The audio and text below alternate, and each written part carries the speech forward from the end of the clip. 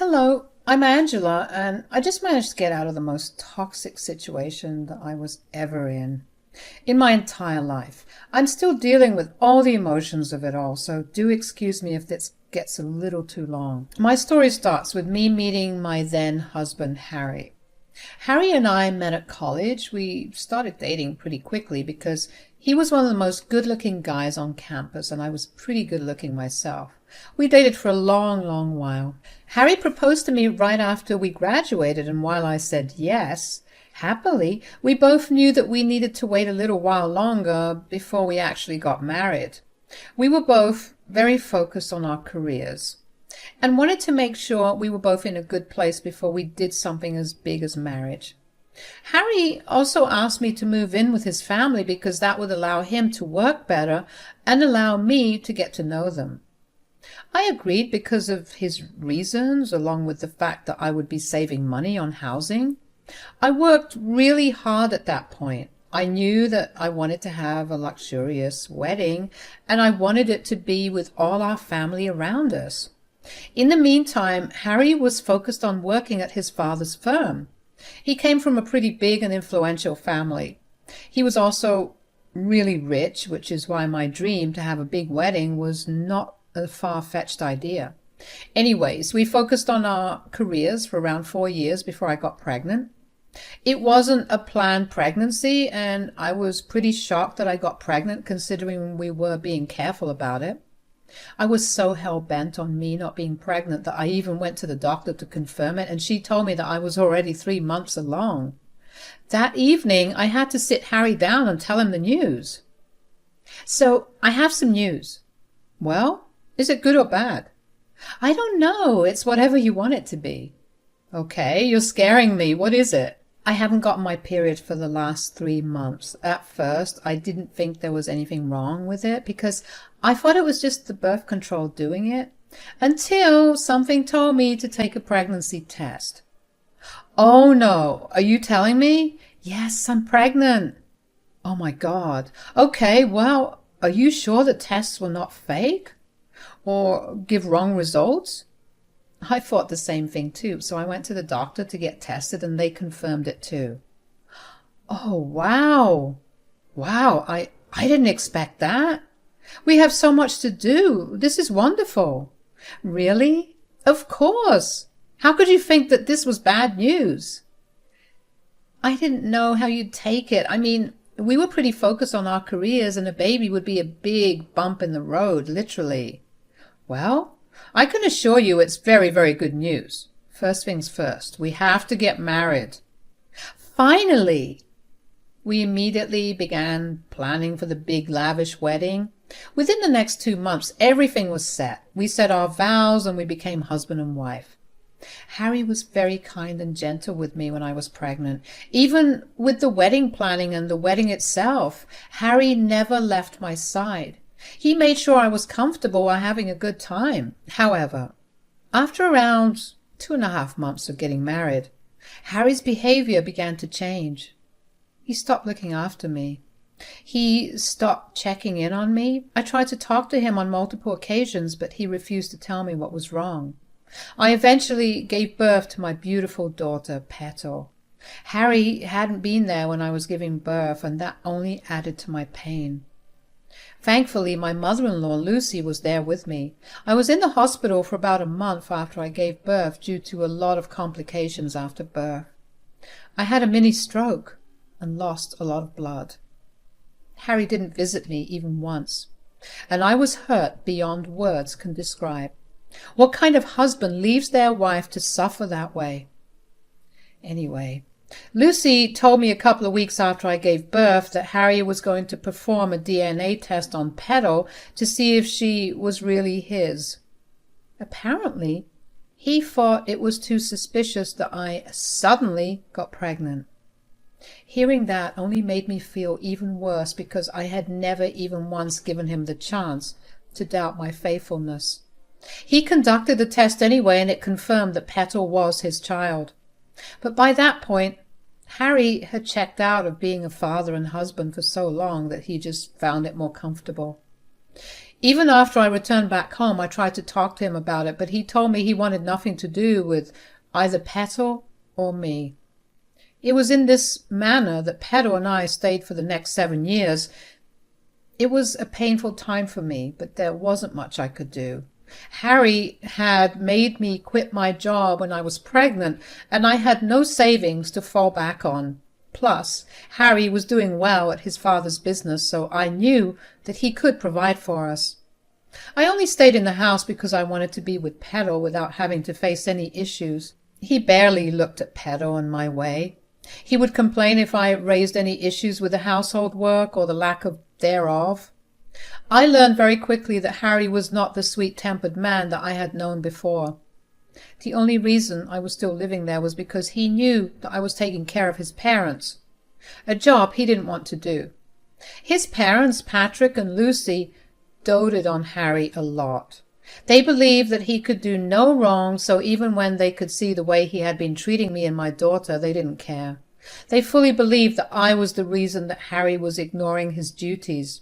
They believed that I had done something that warranted that behavior with us. I was initially really hurt by that, but I learnt to let go. You see, Patrick and Lucy suffered from a lot of issues. Patrick was diabetic and Lucy was on heavy medication for her heart issues. They required a lot of care and attention.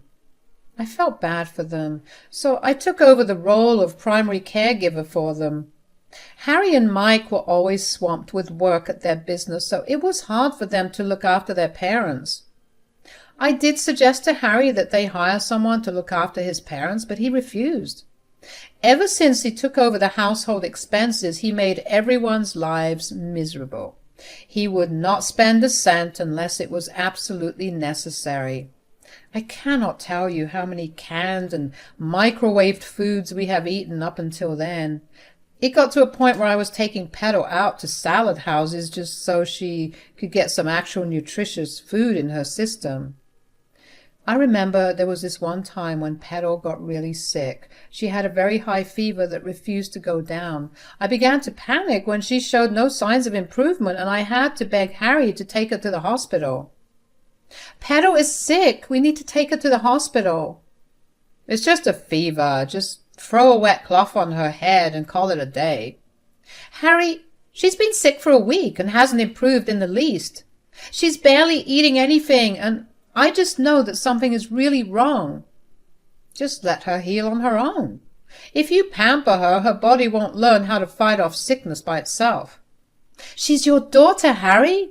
Don't you have even the slightest bit of sympathy?" "Not really."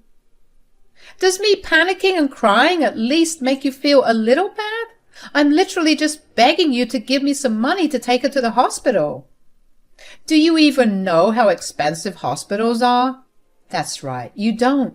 You don't earn a cent, and you're just freeloading off of us. And you have the nerve to ask me for money to fund your expenses?" "Oh, yeah? And whose fault is it that I'm not working? You forced me to not work after I gave birth. The least you can do is take some responsibility." "Look, after Petal was born, I realized just how much I detest domestic living, and I wanted to rid myself of you guys, but you guys stuck to me like glue and refused to leave. If it were up to me, I would have thrown you out a long time ago. You know what? Forget it. I don't even know why I bother with you." I walked away from him with tears in my eyes. As I was walking towards Petal's room, I bumped into Mike. He looked worried when he saw me crying. I quickly explained my situation to him, and he looked alarmed. He asked me to grab Petal and meet him in his car. I did just that, and as we were exiting the driveway, Harry ran after us, yelling at us for disobeying him and sabotaging our family expenses. Mike told him to stop being a heartless jerk and to just let the kid get the treatment she needed. Before Harry could reply, Mike drove away. My heart was pounding in fear for Petal. If Mike hadn't helped me, I probably would have asked a friend to lend me some money, and I would have had to pay them back eventually. I was really grateful to Mike, who, unlike his brother, actually had a heart. When we got Angela into the ER, They conducted a lot of tests on her and concluded that she had a severe case of hyperpyrexia, which is just a fancy way to say a really high fever caused by another issue. But since Petal was a child, her bigger arteries were all inflamed, making the fever even worse. She was made to stay in the hospital for another few days so they could monitor her and bring her temperature down. Every one of those days, Harry called me to tell me what a selfish person I was for taking Petal to the hospital after he already told me not to. The first day I got his call, I explained the situation to him, but he didn't care. The calls after that, I didn't care to listen to a word. Mike, on the other hand, was a godsend. He made sure to swing by the hospital every day, and he stayed with Petal for a few hours so I could go take a shower and eat a proper meal. He also brought a lot of Petal's toys for her to play with, and that made her really happy. Seeing her smiling and laughing after days of watching her suffer made me feel better about our situation. After Petal got discharged from the hospital, Mike actually began making an effort to make our lives easier. Before, he barely batted an eye at us because he was a big believer in minding his own business. He figured that we were Harry's mess to deal with.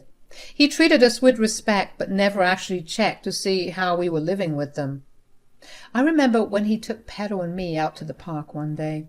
We watched Petal play around while the both of us ate ice creams. He seemed lost in thought and a little sad, so I asked him, "What's wrong? Why do you look so lost in thought?" "Oh, it's nothing." "Come on, you helped me out when I most needed it. Let me at least be a shoulder to lean on for you." Well, I was just wondering how my brother could possibly let the both of you go so easily." "Oh, yeah, well, it was super hard for me to grapple with also. In fact, I still struggle with it.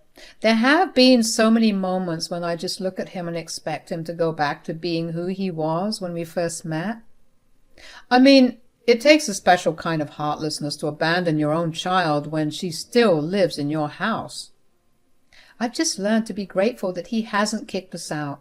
I mean, who would hire someone who hasn't worked for the last 7 years? I haven't even updated myself on all the changes that happened in my field. Why don't you try to find a job, though, even if it isn't in your field? Earning some money is better than earning no money, you know? You have no idea how badly I want to earn my own way, but I don't have the time to work. What do you mean? You could always work during the hours that Petal is in school, and if you need it, I can help you enroll her into a daycare where she can stay after school. You really are an angel, aren't you? While I really appreciate that, I can't take you up on that offer. Even if I'm not taking care of Petal, I'm taking care of your parents. Between that and cooking everyone's meals and cleaning the house, I have 0 time to do anything else. Oh man, I completely forgot about everything else you've been doing for us. Oh my God. I'm so sorry that I turned a blind eye towards you for so long. I promise I'll help you out and make your days easier. I'll even help set you up with a job. I was surprised by how apologetic Mike was. In those months, I just learned to live as if I was invisible. To actually get recognized for all the work I had been doing made me feel really happy. After that, Mike began helping around quite a lot. Along with doing some household chores, he also helped his parents out with whatever they needed whenever he was free. This allowed them to spend more time as a family as well. Mike also got me set up with a desk job at one of his friends' companies. It wasn't a lot of money, but it was honestly more than enough for me to be able to move out and get my own place in a couple of months. Harry was not happy that Mike was helping me out so much. He constantly brought up how Mike was spending the family money on people who didn't deserve it. The first time that happened, Mike lost it at Harry. They got into a very heated argument that almost turned physical had I not stepped in. After a while of listening to the same comments over and over again, Mike learned to ignore whatever Harry said. I knew that if I was ever alone with Harry, he would unleash his anger at me, so I made sure to stay out of his way at all times. I needed to buy myself some time until I had enough money to put down a deposit for an apartment. And one day, while I was quietly walking past Harry's room so I could go visit Patrick and Lucy, I happened to hear Harry yell. Curiosity got the better of me, and I peeked in through the crack that the door was open. I watched as Harry punched his pillow with frustration. I then watched him sit on his bed completely still. He looked like he was going insane, if I'm being honest. Just as suddenly as he had gone still, he jumped back to life. He fumbled around his pockets before he finally pulled out his phone.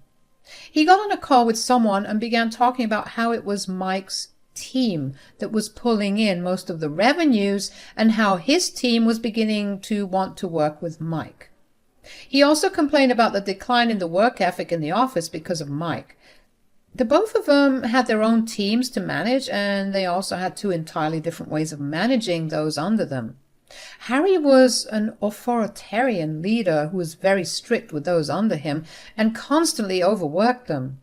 Mike, on the other hand, was a lot more lax with his team. He treated them all with respect and listened to them. Now, it's pretty obvious why Mike's team was super productive. Harry did not understand why and hated Mike for it. He also complained about how Mike was changing things in the house and that he was beyond angry with Mike. Harry began to tell the other person about how he was going to sabotage Mike and everyone else living in the house because none of us respected him and his words, so he saw no point in having us there. I couldn't believe what I was hearing, although I decided to chalk his words up to him being angry. I figured that he would not have the time or capacity to follow through on his word. But I did make sure to keep an eye on him over the next week, and then one day he brought one of his friends over. They sat in his room as they discussed Harry's plan to sabotage Mike. "Look, Caleb, I'm just tired of Mike and his shenanigans." "I get that. So what are you going to do about it?" "I don't know. But all I know is that the man gets on my nerves. Suddenly he's become a good guy. He's been looking after my loser wife and child, and he's been taking care of our parents." "Do you think he's doing this for some gain?" "Oh, yeah, of course. Everything about him works for a benefit that he can earn. He probably wants all of my parents' estates as his inheritance." "That's definitely how it looks. Maybe you should do something soon. You can't let this go on longer. You are your parents' favorite, aren't you?" "Absolutely, and you're right. I need to keep it that way. What do you think I should do?" "Why don't you have your parents sign the house over to you, and then maybe you can throw them all out." "I like that. But what about Mike?" "Well, your dad's still the CEO, and he has all the power to transfer the company under your name, too." "That is so true. Caleb, you're a genius." I was alarmed by what I was hearing. I quickly left after they switched topics to something else. Although I'm sure that Harry saw me, I know he saw me because he must have tried to cover his bases before he tricked his parents into signing over everything to him. The next day I came back home from work to see all of them sitting at the dinner table with grim looks on their faces. I tried to ask them what was going on, but nobody replied to me. I felt awkward, but I had to take care of Pedro, so I let go of it. That night I sat and thought about whether I should even call them about what I overheard, and I thought that they had a right to know. Even if Patrick and Lucy were a little mean to me, they still took great care of Pedro whenever I needed it. And Mike was just amazing in general. The next day I came back from work, prepared myself to talk to Patrick, Lucy, and Mike about my plan. My heart raced as I walked into the living room to talk about it. Thankfully, Harry was still out, and I knew I had a little while before he came back home. "Why did you call us here?" "Well, I just wanted to tell you about something I found out the other day." "Hurry up with it." "I happened to overhear Harry talking to someone on the phone the other day. He made plans to take revenge on Mike and in turn take revenge on the both of you." "Get out." "Excuse me? You heard what he said." "I'm sorry, but why? I don't understand." "Harry told us about how you were going to come and tell us about some outlandish thing just so we could start hating him and transfer all our assets to you and Pedro." "What? I would never." "Oh, shut up. Lord knows the only reason we ever put up with you was because Pedro needed a mother. Now she's old enough and you've done enough. Get out of our house and our lives." "I have no place to go. I'm telling you, Harry is lying." "You have some nerve to say that. We made sure that Harry got all our assets. You will get nothing. Lie all you want. You won't get a cent from us." And since you have no place to go, I'm sure CPS would not like that. You can't be threatening me with my daughter. You either leave peacefully or we kick you out and have Petal's custody given to us. Fine, I'll leave. Just please take good care of my little girl. I packed my things up and tearfully kissed Petal goodbye. She cried a lot, and it only made my heart break even more. But this was the best thing I could do for her. I had one best friend that I hadn't contacted in years, but I reached out to her. Thankfully, she was more than willing to help me out. She opened her house to me, and that was where I moved in. She gave me her shoulder to cry on and listened to me.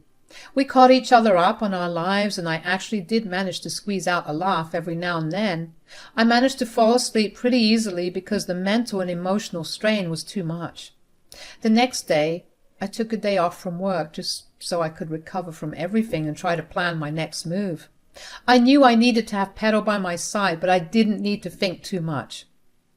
At around noon, I got a call from Patrick. He sounded frantic.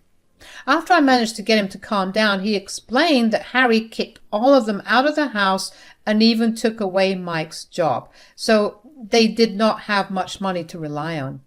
He begged me to help them, but I was done. I had absolutely no sympathy for them. So I did the next thing I could think of. I contacted CPS and informed them of what was going on. It wasn't long until I got Petal back with me. Even though I had no solid proof of residence, I at least had a roof over my head, unlike Patrick and Lucy. Besides, my friend also testified to me living with her until I'm able to get back on my feet, however much that might take. I got a lot of calls from Mike and his parents, calling me a flurry of colorful words for taking Petal away instead of helping them. But from how I saw things, I tried to warn them of this happening. Yet they chose to make me suffer in the worst way possible. I'm always going to be grateful for how much they helped me, but this was crossing a big line. As for right now, I have full custody of Petal, and I'm in the middle of getting a divorce from Harry. My best friend helped me find a good job, and life is finally beginning to look up.